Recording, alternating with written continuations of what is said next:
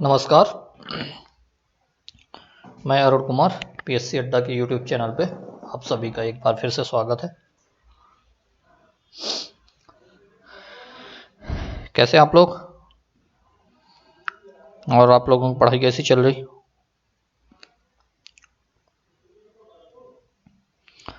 I hope कि अब आप लोग पढ़ाई अच्छी कर रहे होंगे, अपना प्लान बना लिया होगा एमपीपीएससी प्रीलिम्स 2022 के लिए, क्योंकि मैं कई बार इन्फॉर्मेशन आप लोगों को दे चुका हूँ कि जो आपका नोटिफिकेशन है बहुत जल्द आने वाला है। मुझे लगता है नवंबर एंड में, जैसे न्यूज़ चल रही है, टाइम्स ऑफ इंडिया में भी ये न्यूज़ आ चुकी है। मुझे लगता है कि टाइम्स ऑफ इंडिया के अगर न्यूज़ को हम सही देखें, माने, तो नवंबर एंड में जो है आपका एग्ज़ाम होने की पूरी संभावना है 2022 का प्रीलिम्स। तो अब आप लोग, एक तो ये है कि कमर कस लीजिए और तैयारी शुरू कर दीजिए, अपने पढ़ाई के घंटे बढ़ा लीजिए। अगर आप 7-8 घंटे 9 घंटे नहीं निकालेंगे रेगुलर, तो आपको 80 प्लस नंबर लाना कठिन हो जाएगा। और आपको पता ही है कि 80 प्लस नंबर अगर हम नहीं ला रहे हैं तो जो सिलेक्शन है वो हमारा थोड़ा मुश्किल हो जाएगा। और इस प्रकार से अगर आपको 80 प्लस नंबर लाने हैं, सिलेक्शन चाहिए आपको, तो दो चीज़ें करनी पड़ेगी। तो रेगुलर पढ़ाई शुरू कर दीजिए। हम लोग आपके लिए जो प्लान बना के आए हैं उसको आप फॉलो कीजिए।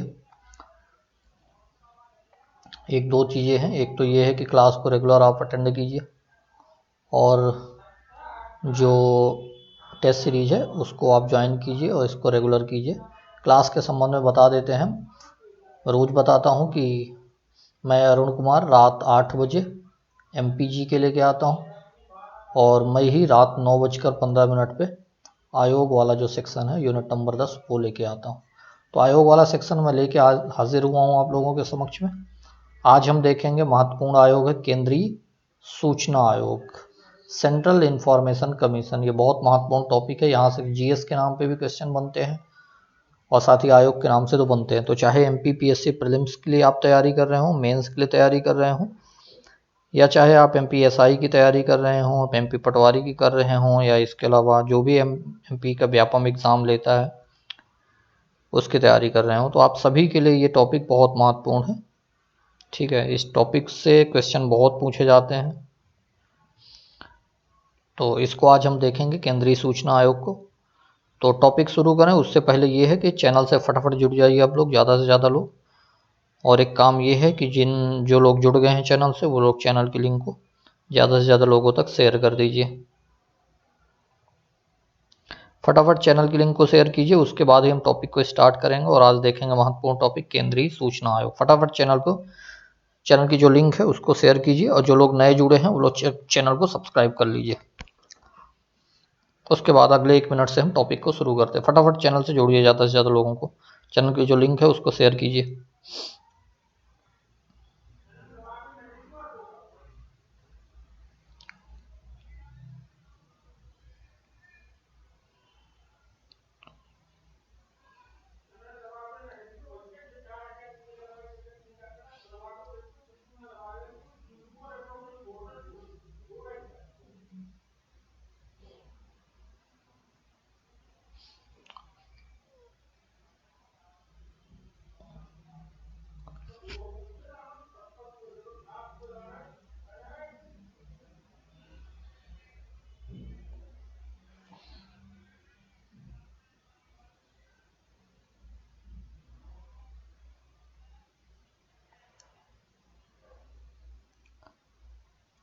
जोड़िए भाई, फटाफट चैनल्स की लिंक को शेयर कीजिए। लिंक को शेयर करने में कंजूसी मत कीजिए। उसके बाद हम टॉपिक को शुरू करेंगे, क्योंकि टॉपिक बहुत महत्वपूर्ण है। यहाँ से क्वेश्चन जीएस में के नाम पे भी बनेंगे, आयोग के नाम पे भी बनेंगे। चाहे कोई भी तैयारी कर रहा हो, सबके लिए ये इंपॉर्टेंट क्लास है। इसलिए फटाफट चैनल के लिए जो लिंक है उसको शेयर कीजिए। तो उसके बाद हम केंद्रीय सूचना आयोग को देखेंगे।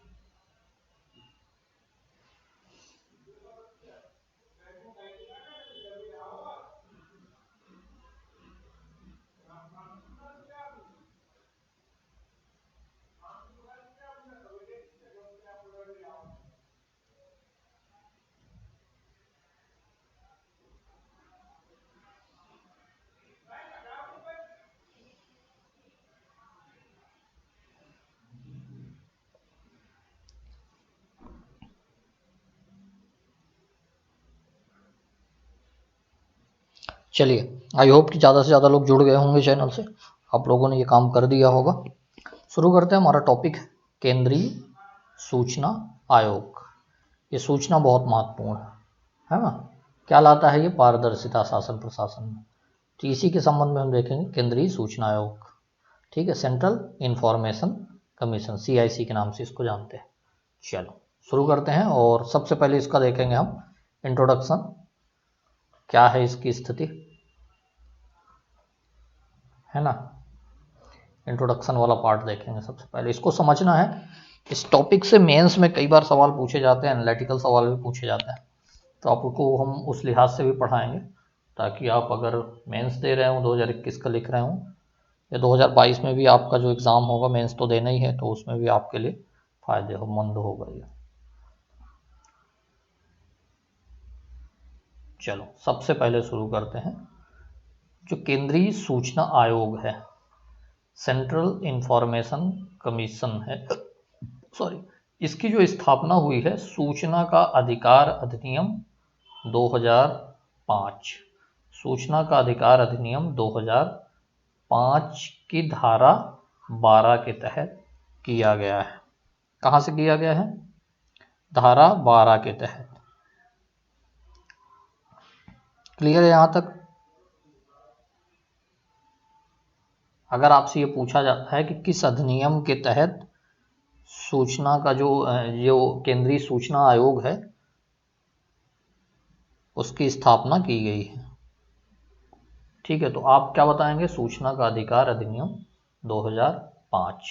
आपको पता होगा इसमें दो नाम, एक नाम है बहुत बड़ा, अरविंद केजरीवाल, जो वर्तमान में दिल्ली के चीफ मिनिस्टर हैं, है ना।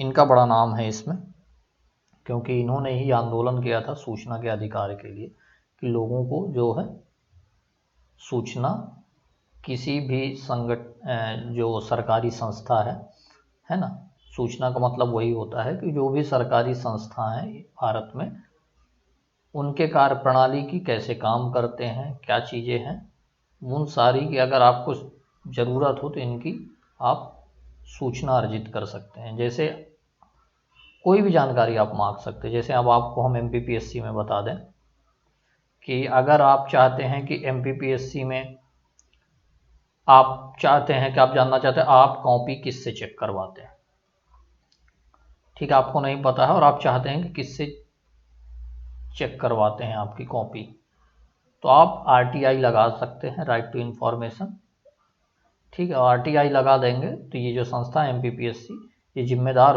हो जाएगी आपके RTI की, जो राइट टू इन्फॉर्मेशन जो आपने एक वो लगाई है, याचिका एक प्रकार से हम कह दें इसको, तो याचिका तो लीगल टर्म होता है, ठीक है, आपने मांगा है इन्फॉर्मेशन, तो जो इन्फॉर्मेशन है उसको देने के लिए ये जिम्मेदार हो जाती संस्था, तो ये इन्फॉर्मेशन देगी। कोई भी आप इन्फॉर्मेशन, फिर हम बताएंगे कैसी इन्फॉर्मेशन आप नहीं मांग सकते हैं, ठीक है, ऐसी इन्फॉर्मेशन आप नहीं मांग सकते जिसका संबंध जो मतलब ऐसा हो कि राष्ट्र की एकता एवं अखंडता से संबंधित हो, है ना। किसी भी पर्सनल जानकारी को आप किसी नहीं मांग सकते, कोई अधिकारी उसकी पर्सनल इन्फॉर्मेशन नहीं ले सकते, तो इस टाइप की जानकारी आप नहीं ले सकते हैं। बाकी जो संस्था से संबंधित फंक्शन है, अन्य चीज़ें हैं, आप उसको मांग सकते हैं, ठीक है। तो ये होता है कि आपको RTI लगा के आपको सूचना अर्जित करनी है। तो भारत में 2005 के पहले ऐसी कोई जानकारी नहीं था, ऐसी कोई व्यवस्था नहीं थी कि आप अगर किसी संस्था से चाहें तो जानकारी ले लें, ऐसा कुछ भी नहीं था, है ना। ये 2005 में हुआ, और हुआ ऐसे कि अरविंद केजरीवाल थे इसमें प्रमुख थे, ठीक है, जिन्होंने ऐसी जो व्यवस्था है इसको भारत में स्थापित करने के लिए जो प्रयास किया था वो अरविंद केजरीवाल ने किया था। उन्हीं के प्रयासों के तहत ये हुआ था कि जो सूचना का अधिकार अधिनियम आता है 2005 में, है ना। सूचना का अधिकार मतलब ये आपका एक प्रकार का अधिकार है कि आपको सूचना मिले, और ये सूचना मिले इसके लिए 2005 में अधिनियम आता है, जिसके तहत सूचना का अधिकार अधिनियम 2005 के तहत जो केंद्रीय सूचना आयोग है उसकी स्थापना की गई। धारा आपको बहुत अच्छे से याद रखनी है। धारा 12 के तहत जो केंद्रीय सूचना आयोग है उसकी स्थापना की गई। ये बात क्लियर हुई कि नहीं? हमने बता दी है कैसे। किसी भी संस्था से संबंधित आपको जानकारी चाहिए, आप RTI लगाइए एक 10 रुपया का कागज़ पे, और वहाँ से आपको ये सूचना जो है मिलने लग जाएगी किसी भी संस्था से। कब से शुरू हुआ? तो आपको ये अधिकार अधिनियम अभी हाल ही में किसी एग्जाम में पूछा गया है, तो आपको ये अधिनियम याद रखना है। सूचना का अधिकार अधिनियम 2005 है। ठीक है, इसी के माध्यम से जो है भारत में एक प्रकार से इस प्रकार की व्यवस्था स्थापित हुई। कैसे?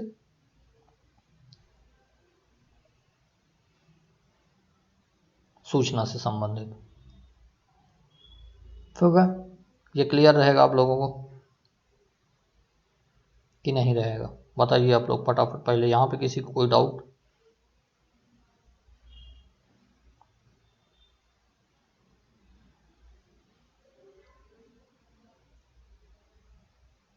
कोई डाउट हो तो आप लोग सवाल पूछ लीजिए, उसके बाद हम आगे बढ़ते हैं।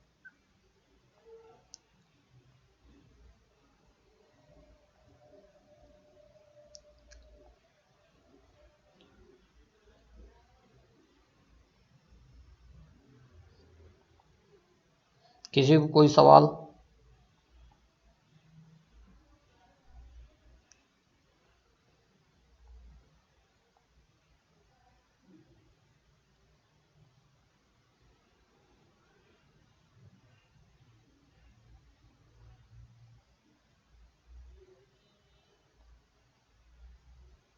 चलो,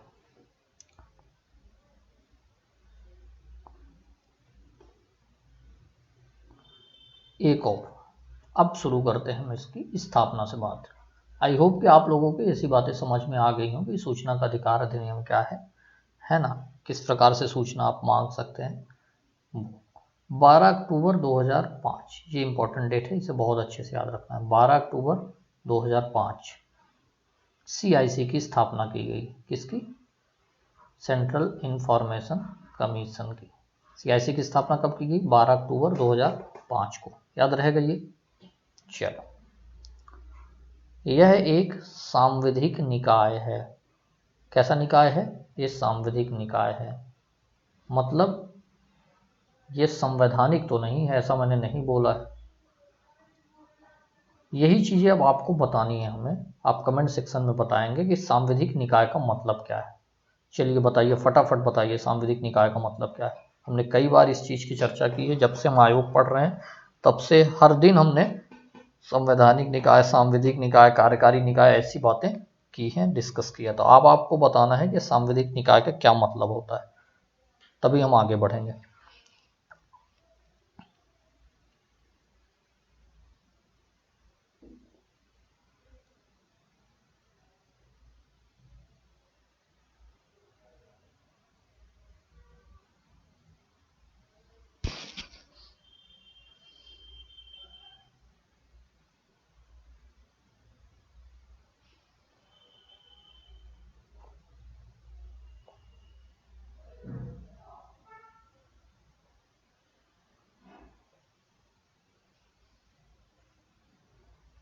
बताइए भाई, सांविधिक निकाय का मतलब बताइए।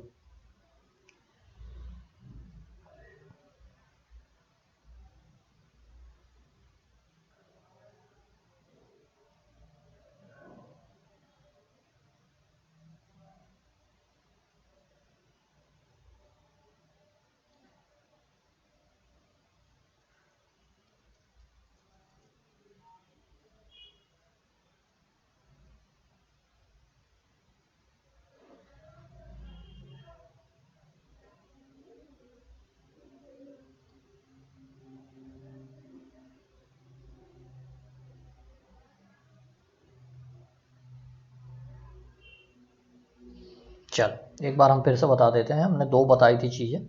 एक हमने बताया था संवैधानिक संस्था।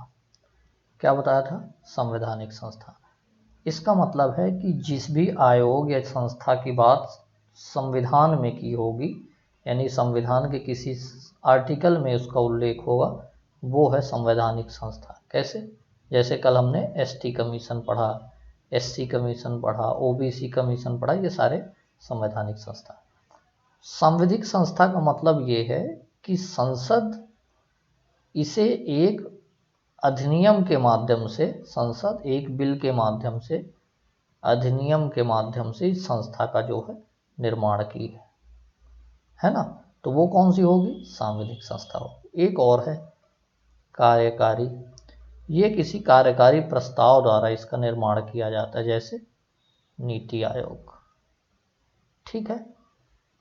यहाँ पे जैसे चीफ इंफॉर्मेशन कमीशन है ना, ये हो गया। एक सीवीसी भी है, वो भी है सेंट्रल विजिलेंस कमीशन, उसको हम आगे देखेंगे। तो सीवीसीसी आईसीए सांविधिक हो गए, संवैधानिक ओबीसी एससी एसटी ये हो गए, और नीति आयोग जैसा संस्था ये कार्यकारी हो गई। यहाँ 3 बातें हमने आपको बता दी है, कार्यकारी, संवैधानिक एवं सांविधिक। यहाँ पे किसी को कोई सवाल या आपके कोई डाउट हो तो आप कमेंट सेक्शन में कमेंट करके बताइए, उसके बाद ही हम आगे बढ़ेंगे, ठीक है। ये तीनों चीज़ें जो नए हैं, जो पुराने लोग होंगे उनको तो बहुत अच्छे से पता होगा, और जो नए लोग हैं उनके लिए मैंने बताया है। तो आप लोगों को समझ में आ गया है, नहीं आया?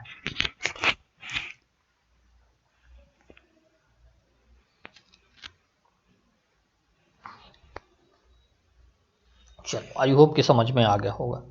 तो ये हमने बात कर ली सांविधिक निकाय की, ये हमने बात कर ली अधिनियम की। कब स्थापना हुई? तो 12 अक्टूबर 2005 को। मुख्यालय हमेशा की तरह नई दिल्ली, है ना। चलो, नोडल एजेंसी कौन है? डीओपीटी, कार्मिक प्रशासन, department of personal and training, जिसको हम डीओपीटी बोलते हैं, है ना, department of personal and training, है ना, कार्मिक प्रशासन मंत्रालय इसकी नोडल एजेंसी। तो यहां तक सारी बातें क्लियर हुई या नहीं हुई? एक तो ये है कि अधिनियम कब का है, सूचना का अधिकार जो सीआईसी है वो कब स्थापित हुआ, सांविधिक है, मुख्यालय और नोडल एजेंसी। अच्छा, हमने बता दी कि इसका मतलब ये है कि आपको कोई सूचना चाहिए, आरटीआई लगा के किसी भी जो सरकारी संस्था है आप उससे इंफॉर्मेशन मांग सकते हैं, है ना। इसका क्या उद्देश्य है? ऐसा तो है नहीं कि ऐसे मन कर गया सरकार को, है ना, और सरकार उसको लागू कर दी है। कोई उद्देश्य होगा, स्वाभाविक सी बात है। चलो, इसके थोड़ा उद्देश्य समझ लेते हैं। आरटीआई लाने का क्या उद्देश्य है? राइट टू इंफॉर्मेशन का जो सूचना का अधिकार है, इसको हम सोचेंगे। सूचना का अधिकार यहाँ समझते हैं थोड़ा सा, है ना। इसके क्या उद्देश्य है? आपको सूचना प्रदान किया जा रहा है, इसका कोई उद्देश्य तो होगा, है ना। चलिए बताइए, कुछ आप लोग बताइए, हम बता रहे हैं। पहला उद्देश्य समझिए, एक तो शासन में पारदर्शिता लाना। पारदर्शिता का मतलब यह है कि भ्रष्टाचार वगैरह ना हो। कोई संस्था कितना खर्च कर रही, कैसे कर रही, किस प्रकार से काम कर रही, अगर वो इन्फॉर्मेशन हम मांग लेंगे तो स्वाभाविक सी बात है उस संस्था में काम करने वाले लोग बेहतर और ईमानदारी से काम करेंगे। एक तो ये है कि पारदर्शिता का मुख्य उद्देश्य रहा है कि पारदर्शिता शासन प्रशासन में आएगी। दूसरा ये है जवाबदेही तय करना। आप क्या काम कर रहे हो, कैसे कर रहे हो, आप लोगों के प्रति जवाबदेह हो, क्योंकि आप लोक सेवक हो। तो जवाबदेही तब होगी जब हम आपसे इंफॉर्मेशन मांगेंगे। हमने आपसे इंफॉर्मेशन मांग लिया कि भैया आप हमको बताओ कि कॉपी आप कैसे चेक करते हो, किस प्रकार कैसे चेक करवाते हो चेक। तो आयोग आपको जानकारी देगा कि भाई हम 10 प्रोफेसर रखते हैं, 10 के अलावा हम अपने जो संस्था है हमारी, मतलब एमपीपीएससी हाउस है, वहाँ पे अपने ऑफिस में उनको बुलाते हैं और वो लोग कॉपी चेक करते हैं। इस तरह की जो बातें करेंगे तो वो हो गई एक प्रकार से इंफॉर्मेशन, तो जवाबदेह हो गए, आपको बताना पड़ेगा, है ना। तो 2 उद्देश्य हो गए। तीसरा उद्देश्य क्या है? नागरिकों को सशक्त बनाना। नागरिकों को सशक्त बनाना। अब ये कैसे सशक्त बना रहा है? भाई हमको है, हमारी संस्था, आपको पता हम लोकतंत्र में जी रहे हैं, है ना, और ये सारी संस्थाएं हमारे प्रति जवाबदेह हैं, यानी कि नागरिकों के प्रति जवाबदेह हैं, स्वाभाविक है। अब ये हम इंफॉर्मेशन मांगने लगे, यानी कि राइट टू इंफॉर्मेशन जो एक्ट है 2005 हमें सूचना का अधिकार देता है, सूचना प्राप्त करने का। अब अगर हम इस प्रकार की सूचना प्राप्त करेंगे तो इसका मतलब है कि हम सशक्त हो रहे हैं कि नहीं हो रहे हैं। हमें पता चल रहा है ना कि कौन सी संस्था कैसे काम कर रही है कि नहीं, है ना। और हमें कुछ पता ही नहीं चल रहा। मान लीजिए 2005 के पहले ये स्थिति थी, कौन संस्था कैसे काम करती है, क्या है उसका तरीका, क्या है प्रक्रिया, हमें कुछ भी पता नहीं था। ठीक है, तो हम कहाँ सशक्त हुए? हम कहाँ सशक्त हुए? बिल्कुल सशक्त नहीं हुए। तो हम सशक्त कब हुए? जब हमें सूचना प्राप्त करने का अधिकार मिल गया। ठीक है, आपको पता है कि 2G जैसे घोटाले जो भारत में निकल के आए वो राइट टू इन्फॉर्मेशन की ही देन थे, सूचना प्राप्त करके। कॉमनवेल्थ जैसे घोटाले जो निकल के आए वो इसी प्रकार से निकल के आए। ठीक है, ये 3 उद्देश्य आप लोगों को समझ में आ गए होंगे, ऐसी मैं उम्मीद करता हूँ। एक तो जवाबदेही, एक दूसरी पारदर्शिता, तीसरा नागरिकों को सशक्त बनाना। चौथा राइट टू इन्फॉर्मेशन का उद्देश्य क्या था? भ्रष्टाचार पर रोक लगाना। भाई सीधी सी बात है, हम आपसे इन्फॉर्मेशन मांग रहे हैं हर प्रकार की। बताओ भाई, सरकार आपको इतने पैसे दिए, आप किस प्रकार से इसको खर्च करते हैं, है ना? तो आपको बताना पड़ेगा। ठीक है, हमने MPPSC से मांग लिया कि आप हमसे भाई, MPPSC से हम इन्फॉर्मेशन मांग रहे कि हमसे आप 500 रुपया जो है फॉर्म भरने का चार्ज करते हैं MPPSC प्रीलिम्स का। अब 500 रुपया चार्ज करते तो आपके पास कितने कितने पैसे इकट्ठे हुए लोगों से, आपने इसका इस्तेमाल कैसे किया, हमारे मेंस कैसे कंडक्ट करवाए, उसमें मेंस में आपने कैसे क्या खर्चा हुआ, कैसे खर्चा हुआ, क्या क्या आपने चीज़ें इस्तेमाल की, इस सब तरह की जो जानकारी है वो हम इंफॉर्मेशन मांग रहे हैं। अब स्वाभाविक सी बात है कि अगर आपने 5 करोड़ रुपए फॉर्म भरने से पैसे इकट्ठे किए होंगे तो आपको ये भी बताना पड़ेगा कि भाई ये 5 करोड़ का इस्तेमाल हमने मेंस के एग्ज़ाम कंडक्ट करवाने में कैसे इस्तेमाल किया, कैसे बचा है हमारे पास पैसा। तो ये एक प्रकार से क्या है, भ्रष्टाचार की। भ्रष्टाचार नहीं होगा, आपके पास जितना पैसा गया है आप सब अब आपको बताना पड़ेगा। यहाँ तक क्लियर बात? ठीक है, उद्देश्य 4 हो गए। चलो आखिरी देखते हैं और देखते हैं। ये बहुत अच्छे से ये समझने वाला टॉपिक है और मैं इसलिए भी समझा रहा हूँ क्योंकि प्रीलिम्स में तो काम आएगा ही आएगा, मेंस में भी आपके काम आ जाएगा।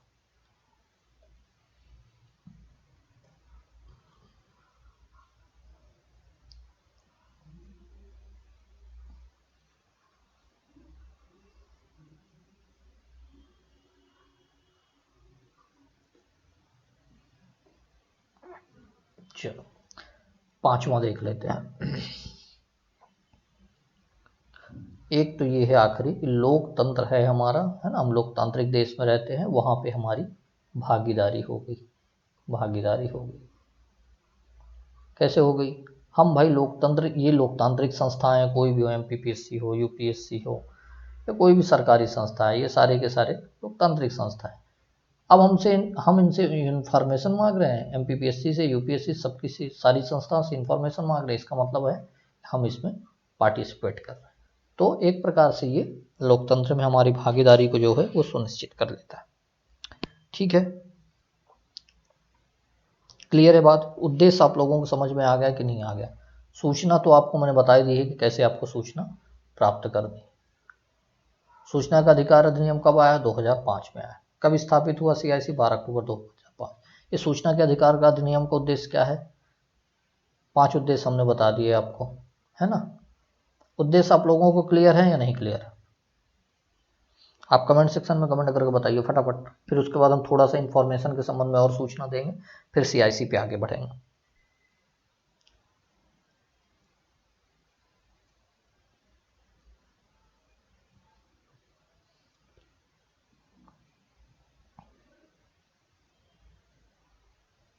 क्लियर है नहीं? कुछ चीज़ें हम थोड़ा सा हटके बता रहे हैं, इसलिए भी हटके बता रहे हैं क्योंकि आपके ये इस टॉपिक को समझने में आसान करेगा। इसके अलावा जो हमारा है चीज़ें आगे बढ़ेंगे हम, लेकिन यहाँ पे परिचय में ही हम थोड़ी बहुत चीज़ें एक्स्ट्रा बता रहे हैं आपको समझने के लिए इस टॉपिक को।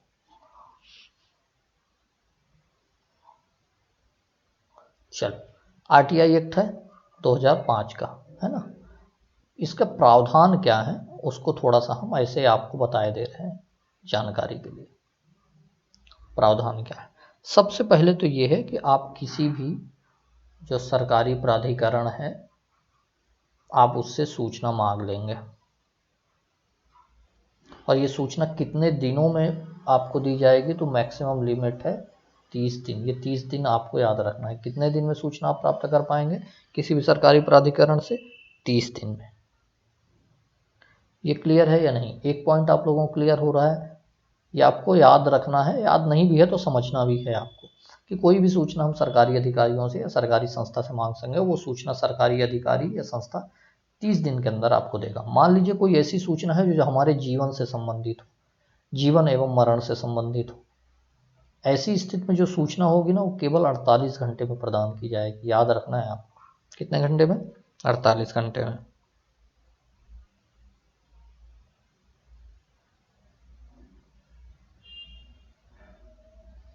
क्लियर है बात?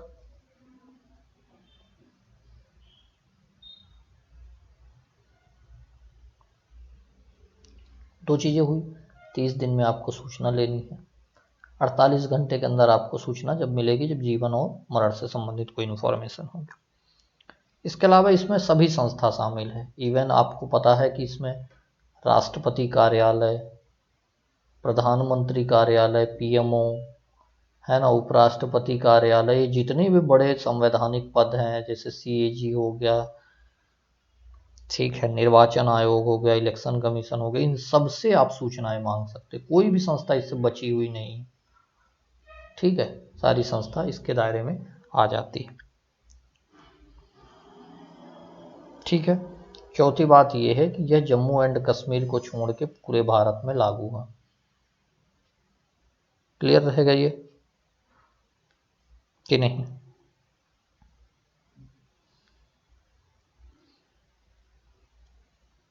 कि ये JNK को छोड़ के JNK में लागू नहीं है, बाकी ये हर जगह लागू। ठीक है, ये बात यहाँ तक, या कोई डाउट? कोई भी सवाल हो, अभी आपको कोई चीज़ नहीं समझ में आ रही है, आप हमसे पूछ सकते हैं। हम बहुत आराम से इसको देख रहे हैं। इस टॉपिक को समझना भी बहुत ज़रूरी है, क्योंकि RTI है। हम भले CIC पढ़ रहे हैं, केंद्रीय सूचना आयोग, लेकिन इसका संबंध तो RTI से या अधिनियम से है। तो RTI को भी थोड़ा सा हम इसलिए कुछ बेसिक चीज़ें देख रहे हैं। हमने उनके उद्देश्य देख लिए, है ना, कैसे सूचना आप मांग सकते हैं वो हमने बता दिया है, कौन कौन सी संस्था दायरे में आती है, कैसे आप सूचना प्राप्त करें। और मैंने ये भी बता दिया कि कौन सी ऐसी सूचना है जो आप नहीं पाएंगे। भारत की एकता, अखंडता से संबंधित ऐसी सूचना आप नहीं मांग सकेंगे कि बताओ भाई, आप हमें बताओ कि परमाणु बम कितना बनाए हो। अब हम किसी दिन मन करा गया, हम बोल दिए अपने डिपार्टमेंट से, सॉरी, हम किसी परमाणु ऊर्जा विभाग से बोल रहे हैं कि भाई बताओ हमारे पास कितने बम है, परमाणु बम, हम किस पे अटैक करने के लिए मंगाए ये बना रहे हैं। तो इस तरह की आप इन्फॉर्मेशन नहीं पाएंगे, क्योंकि ये भारत की एकता एवं अखंडता जैसी चीज़ों के प्रतिकूल है। ठीक है, क्लियर है यहाँ तक बात? बताइए भाई।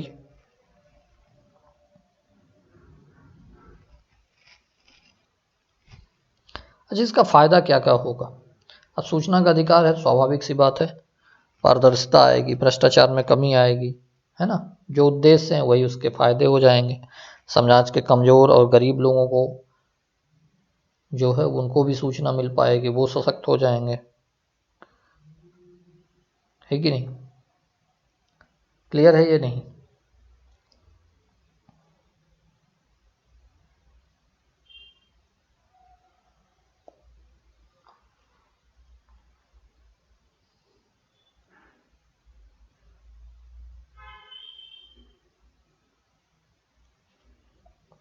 ठीक है, चलिए, आई होप कि सूचना का अधिकार अधिनियम जो हमने पढ़ा है अभी तक वो आपको समझ में आ गया होगा। थोड़े से हमने प्रावधान आपको बता दिए, हमने उद्देश्य बता दिया है ना। हमने बता दिया कि कब आया अधिनियम और किसके तहत ये CIC की स्थापना हुई। ठीक है, यहाँ तक बात?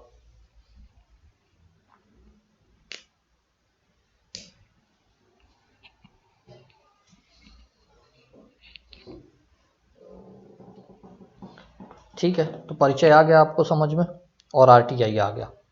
दो चीज़ें आ गई या नहीं आई? चलो, कमेंट सेक्शन में बताना अगर कोई डाउट है। तो अब आगे आप बढ़ते हैं। हमने CIC देख लिया। CIC कैसे देख लिया कि 12 अक्टूबर 2005 को एक सूचना के अधिकार अधिनियम धारा 22 के तहत, धारा 12 के तहत जो है चीफ इंफॉर्मेशन कमीशन की स्थापना की गई है।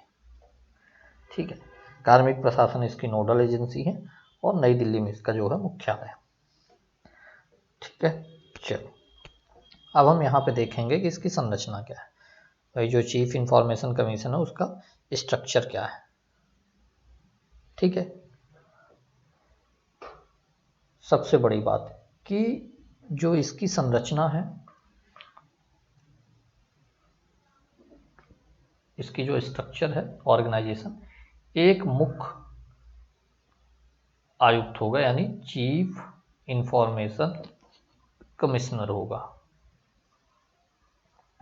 कौन होगा? एक चीफ इंफॉर्मेशन कमिश्नर होगा, एक मुख्य सूचना अधिकारी होगा या मुख्य आयुक्त हम उसको बोलेंगे। ठीक है। इसके अलावा 10 अन्य आयुक्त होंगे, ये अधिकतम है, मैक्सिमम लिमिट है। ठीक है, तो 1 + 10 का कॉन्सेप्ट हुआ। तो टोटल कितने सदस्य है ये?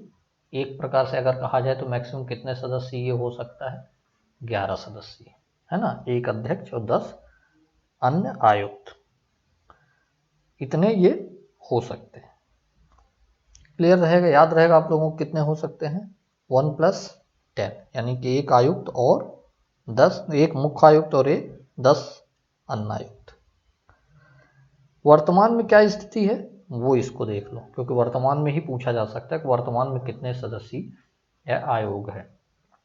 अगर आपसे वर्तमान में पूछा जाता है तो एक मुख्य आयुक्त होंगे, वही चीफ इंफॉर्मेशन कमिश्नर होंगे, CIC होंगे, 7 अन्य आयुक्त हैं। तो वर्तमान में अगर हम कहें तो 1 + 7 का जो कॉन्सेप्ट है, तो वर्तमान में हम ये कह सकते हैं कि 8 सदस्यीय आयोग वर्तमान में है। ठीक है, ये बात कितने सदस्यीय आयोग है? ये 8। इसमें कुछ भी स्पेशल नहीं है, बस आपको याद रखना है ये कि जो संरचना है उसकी 1 + 10 की है, यानी कि एक मुख्य इंफॉर्मेशन कमिश्नर होंगे, सूचना आयुक्त होंगे, बाकी 10 जो है अन्य आयुक्त होंगे। ये संरचना है, लेकिन ये मैक्सिमम लिमिट है 10 अन्य आयुक्त को। वर्तमान में जो कंडीशन है वो कितनी है? एक मुख्य सूचना आयुक्त और +7 अन्य आयुक्त, टोटल कितने मेंबर हो गए मिला के वर्तमान में? 8। मैक्सिमम कितने हो सकते हैं? 11। ठीक है, याद रहेगा कि मैक्सिमम अगर आपसे पूछा जाए तो अधिकतम कितनी स्ट्रेंथ हो सकती है, तो 11 हो सकती है। 11 में कैसे? 1 + 10। अगर आपसे ये पूछा जाए कि वर्तमान में ये कितने सदस्य है, तो 1 + 7 यानी कि 8 सदस्य। तो आई होप कि संरचना आपको समझ में बहुत अच्छे से आ गई होगी और भूलेगा भी नहीं। क्वेश्चन बनेंगे, संरचना से बनते हैं। अच्छा, मैं आपसे एक बार फिर से एक क्वेश्चन पूछ रहा हूँ, आपको तुरंत आंसर टिक करना है कमेंट सेक्शन में, फटाफट आंसर करिए। OBC जो कमीशन है, जो हमने कल पढ़ा था मध्य प्रदेश का, विशेष तौर पर मध्य प्रदेश जो OBC कमीशन है वो कितने सदस्य, ये आपको आंसर करना। फटाफट आंसर करिए, फिर हम आगे बढ़ते हैं। जो मध्य प्रदेश OBC कमीशन है वो कितने सदस्य है, आपको ये बताना है, उसके बाद हम आगे बढ़ें।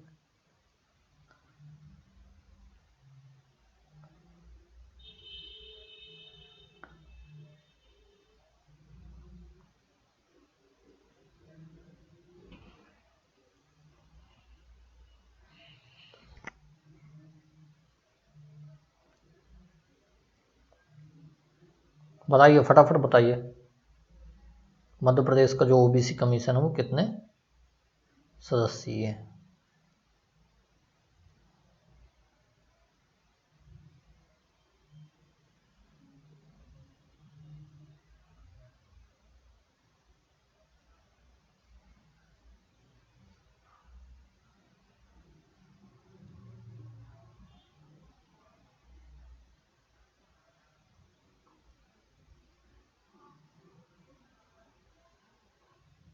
फटाफट बताइए, फिर उसके बाद हम आगे बढ़ेंगे।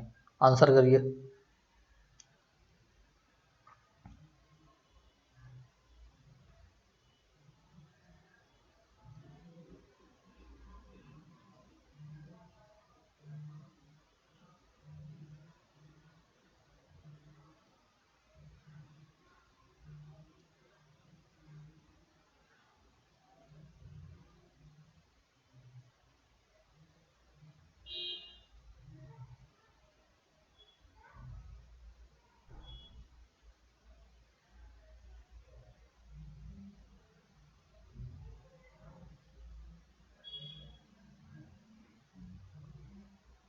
आंसर करिए भाई, फटाफट आंसर करिए।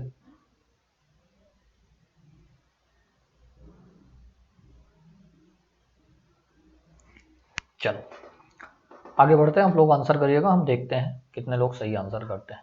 तो संरचना समझ में आ गई, वर्तमान में क्या स्थिति वो देखते हैं संरचना में। जो केंद्रीय सूचना आयोग था, इसके जो प्रथम, फर्स्ट याद रखना है यहाँ पे, फर्स्ट, पहला किसी कीमत पे नहीं बोलना है, प्रथम मुख्य सूचना आयुक्त जो थे उनका नाम था वजाहत हबीबुल्ला। वजाहत हबीबुल्ला, वजाहत हबीबुल्ला, याद रखना है इन्हें, ठीक है, कि हमारे पहले जो इंफॉर्मेशन कमिश्नर थे, चीफ इंफॉर्मेशन कमिश्नर, उनका नाम था वजाहत हबीबुल्ला। इसकी पहली महिला मुख्य सूचना आयुक्त दीपक संधू जी थी। कौन थी?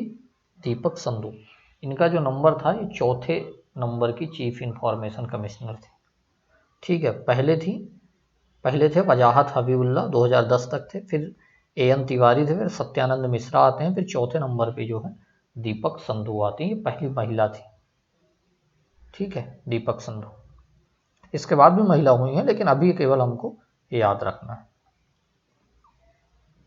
याद रहेगा आपको, वजाहत हबीबुल्ला पहले, और जो पहली महिला जो चीफ इंफॉर्मेशन कमिश्नर रही उनका नाम है दीपक संधू। बहुत आराम से इसको देखना है, क्योंकि यहाँ से क्वेश्चन बहुत बनते हैं। कोई भी आप एग्जाम की तैयारी कर रहे हो, चाहे MPSI MP पटवारी हो, कोई भी आप एग्जाम की तैयारी कर रहे हो, हर एग्जाम में क्वेश्चन पूछा जा सकता है आपसे। पहली महिला मुख्य सूचना आयुक्त दीपक संधू। आई होप कि ये बात याद रहेगी। वर्तमान में कौन है मुख्य सूचना आयुक्त? तो YK सिन्हा या यशवर्धन कुमार सिन्हा। इनको हम YK सिन्हा के नाम से सुनने को मिलता है, ठीक है, उनका शॉर्ट फॉर्म में है यशवर्धन कुमार सिन्हा या YK सिन्हा, आपको याद रखना है, ठीक है। ये 31 अक्टूबर 2020 से बने हैं, लगभग 2 साल हो गया है इनको, ठीक है। टर्म्स भी हम बताएंगे, लेकिन अभी याद रखना है आपको कि जो वर्तमान में है YK सिन्हा है, और 31 अक्टूबर 2020 से ये चीफ इंफॉर्मेशन कमिश्नर है।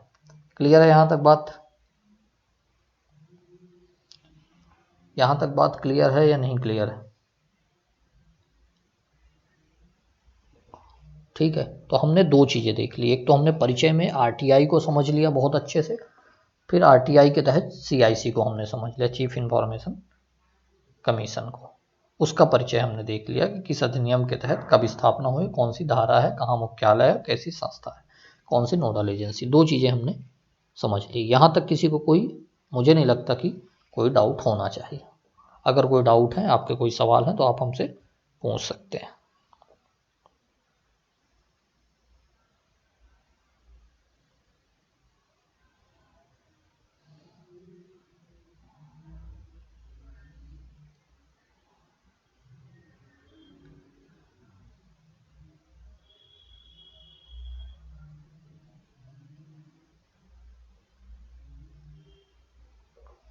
चलो योग्यता देख लें। हमने बात की संरचना की कि एक चीफ इंफॉर्मेशन कमिश्नर और 10 मैक्सिमम इंफॉर्मेशन कमिश्नर हो सकते हैं, सॉरी।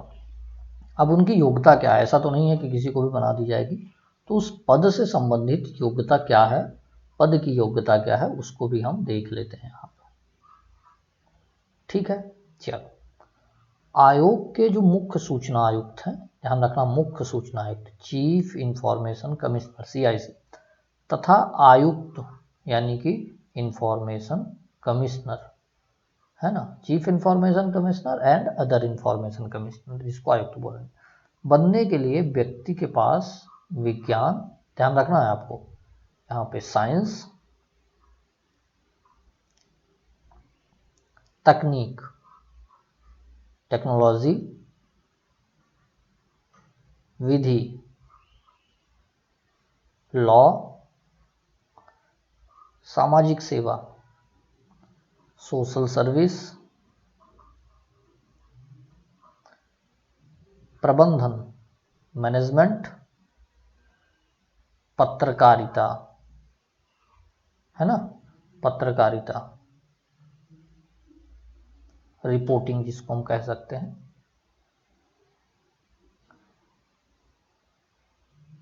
जनसंचार, ठीक है, कम्युनिकेशन जिसको हम बोलेंगे, पब्लिक कम्युनिकेशन, व प्रशासन, एडमिनिस्ट्रेशन, इसका अनुभव होना चाहिए। कितनी चीज़ें हमको यहाँ पे दिख रही हैं, चाहे आप आयोग के CIC बने या आयोग के इंफॉर्मेशन कमिश्नर बनने के लिए उसके लिए योग्यता क्या हो कि आप या कोई व्यक्ति विज्ञान के क्षेत्र में, तकनीक के क्षेत्र में, विधि के क्षेत्र में, सामाजिक सेवा के क्षेत्र में, मैनेजमेंट या प्रबंधन के क्षेत्र में, रिपोर्टिंग के क्षेत्र में, रिपोर्टर के क्षेत्र, पत्रकारिता के संबंध में, जनसंचार कम्युनिकेशन जिसको हम बोलेंगे, ठीक है, पब्लिक कम्युनिकेशन या प्रशासन, इन क्षेत्रों में आपको अनुभव हो तो आप आयोग के CIC या आयोग के अदर कमिश्नर बन पाएंगे। क्लियर रहेगा यहाँ या नहीं क्लियर रहेगा? ठीक है, कि आपको अगर यहाँ पे पद पे बैठना है तो आपके पास विज्ञान का, तकनीक का, विधि का, सामाजिक सेवा का, प्रबंधन का, पत्रकारिता का, जनसंचार का, प्रशासन का अनुभव होना चाहिए। ये आपकी बेसिक जो है एलिजिबिलिटी है या क्राइटेरिया है। यहाँ तक क्लियर है? चलो दूसरी योग्यता क्या है? ये किसी राजनीतिक दल यानी कि पॉलिटिकल पार्टीज, कोई भी पॉलिटिकल पार्टीज से संबंधित कोई भी पद धारण ना करते। ऐसा नहीं है कि बीजेपी का कोई राष्ट्रीय अध्यक्ष है और अचानक पता चले कि वो एक दिन बीजेपी के प्रेसिडेंट है, अचानक वो चीफ इंफॉर्मेशन कमिश्नर बन गए, ऐसा कोई व्यक्ति नहीं बनेगा, है ना। तो किसी भी पॉलिटिकल पार्टी से जिसका संबंध होगा या रहा होगा वो व्यक्ति इसके पद को धारण नहीं करेगा। ठीक है, ये बात। दो बातें योग्यता में सिद्ध हुई या नहीं? चीजें समझ में आई या नहीं?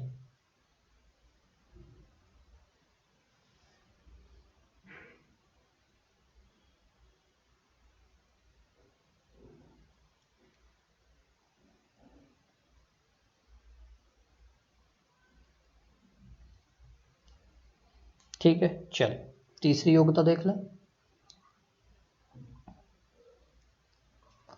कोई भी व्यक्ति जो ऐसे पद धारण कर रहा है उसे संसद या किसी विधानसभा का सदस्य ना हो। मतलब ये है कि वो कोई मेंबर ऑफ पार्लियामेंट ना हो, MP ना हो, और MLA ना हो, मेंबर ऑफ लेजिस्लेटिव असेंबली ना हो, है ना। तो ये अगर ऐसे कोई मेंबर होंगे तो उनके लिए योग्यता नहीं है। अगर ऐसे व्यक्ति होंगे तो उनको CIC या IC या कुछ भी जो भी पद है वो नहीं बनाया जाएगा। क्लियर है यहाँ तक योग्यता आप लोगों को? क्लियर है या नहीं है?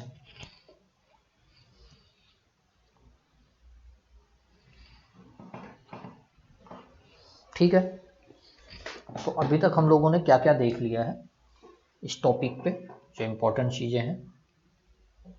एक तो हमने इसके RTI है क्या, RTI क्या है ना, क्या है, कैसे इंफॉर्मेशन है, उद्देश्य इसके क्या है,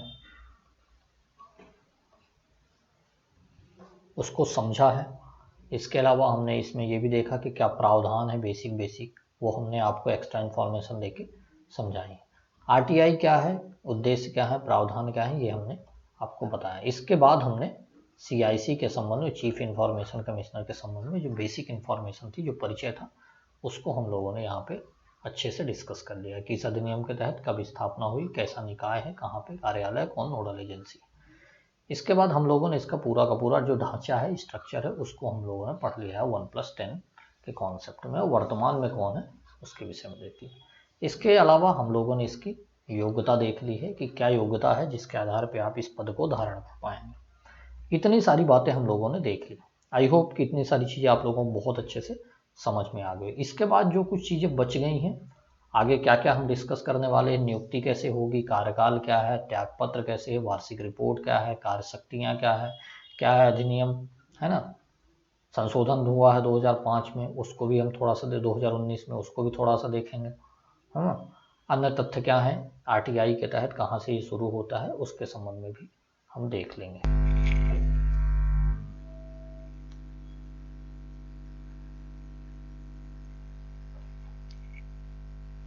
ठीक है, इतनी बातें हम लोगों ने देख ली।